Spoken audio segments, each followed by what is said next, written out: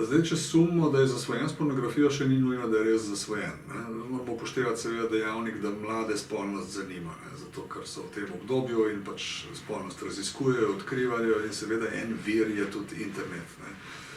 Zdaj, če smo v skrbeh, da pa gre za težave, potem pa je smiselno se z mladostnikom pogovoriti, ugotoviti, kakšno vlogo ima to v njegovem življenju, zakaj se tako odziva, kot se odziva. Pravzaprav moramo najprej sebi odgovoriti, zakaj mislimo, da gre za zasvojenost.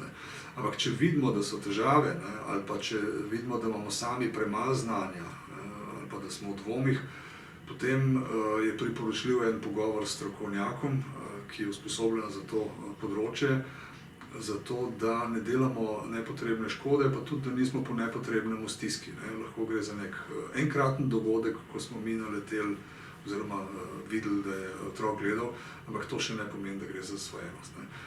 Zato je priporočljivo takrat poiskati strokovno pomoč.